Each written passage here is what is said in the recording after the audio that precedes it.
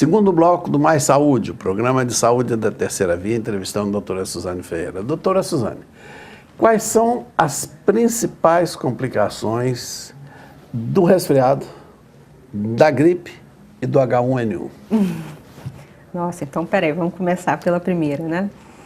Os resfriados e as gripes, por terem sintomas respiratórios, o nariz fica entupido, congestionado, fica com secreção nasal, isso pode levar a complicações do próprio sistema respiratório. Dentre essas complicações, o que é mais comum?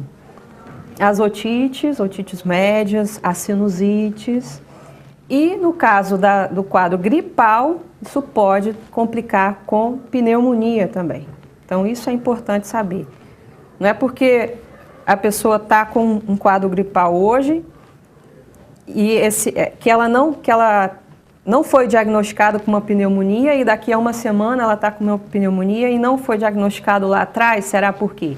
Porque isso pode ser uma complicação do quadro gripal. O quadro gripal, primeiro vem o vírus, ele abre o espaço para a bactéria fazer um estrago ali, né? Uma complicação que acho que é importante e um dos maiores motivos de haver vacinação contra a influenza é a pneumonia. Principalmente pessoas idosas podem ter pneumonia pós um quadro gripal. Perfeito. E as crianças costumam ter muita otite média e sinusite. Pela própria vulnerabilidade do sistema respiratório, no caso, broncos e bronquíolos que ficam vulneráveis à presença de bactérias patógenas.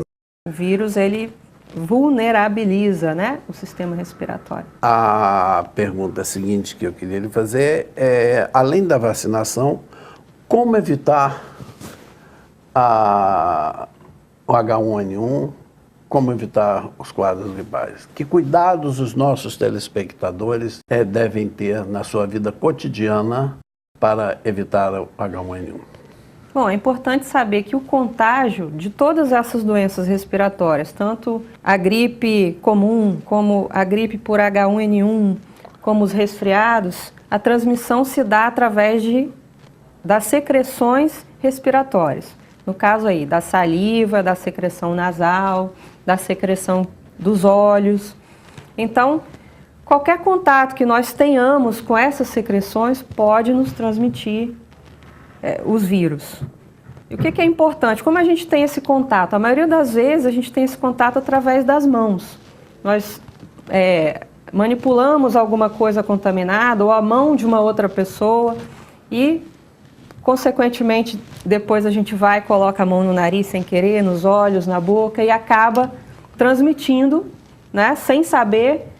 Aquela pessoa pode até estar num momento sem sintomas, né, ainda assintomática, e pode estar transmitindo o vírus e nós não sabemos, e aí a gente pode adquirir. Então, o que é importante? Sempre estar com as mãos limpas, sempre estar lavando as mãos, ou pode usar o álcool gel também, se for o caso, se não tiver como lavar as mãos sempre. Evitar colocar as mãos na boca, as mãos no nariz, as mãos nos olhos, porque pode infectar, né? E, obviamente, evitar locais de grande aglomeração, onde é quase impossível você não ter contato com material infectado. Perfeito. E no caso de locais em que sabidamente nós temos pacientes com H1N1 ou com a gripe comum, que equipamentos de proteção individual seriam necessários, por exemplo, para os familiares que vão visitar um paciente internado? Então, seria ideal utilizar máscara, né? Tanto o paciente como a pessoa que vai visitar, que não tem o vírus, utilizar máscara. E essa máscara deve ser trocada toda vez que você tiver contato com uma pessoa que sabidamente já esteja infectada. Porque permanece a presença de vírus na face exterior da máscara e a máscara permanece contaminada. Exatamente. Ótimo, nós estamos aqui com a doutora Suzane Ferreira, então nós vamos aproveitar para sugar todos as interrogações que os nossos telespectadores têm. Uma pergunta que também é frequente, doutora Suzane, nos nossos pacientes. A vitamina C, o repouso e a alimentação. Fale-nos um pouco sobre esses 3 aspectos com relação à gripe e ao H1N1 e o resfriado também.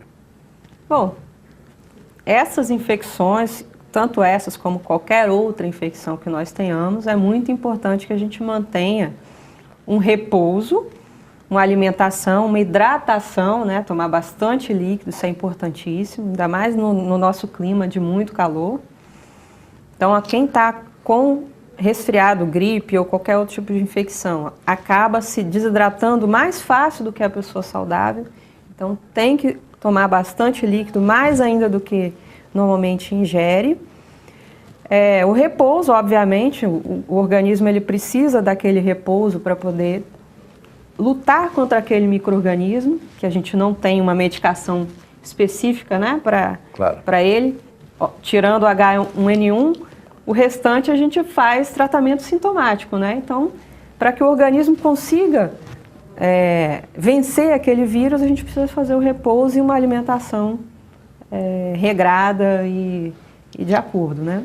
Agora, em questão da vitamina C, não existe nenhum estudo que comprove que a vitamina C melhore ou não a imunidade nesse caso. Mas também não vi ninguém passar mal por conta da vitamina C. Então, não viu ninguém se queixar. Não, pois é. Então, o que eu digo para os meus pacientes, pode tomar, fazer mal não faz, mas não existem estudos que comprovem que tomar ou não tomar vai fazer alguma diferença no final. Então, o importante, resumindo os ensinamentos da doutora Suzane, são a hidratação, o repouso e uma boa alimentação. Exatamente. Com esses 3 cuidados acessórios e a medicação sintomática, o nosso próprio corpo vai criar os anticorpos necessários para nos livrar tanto dos vírus do resfriado, como do vírus da gripe, como do H1N1. Exatamente. Terminamos aqui o nosso segundo bloco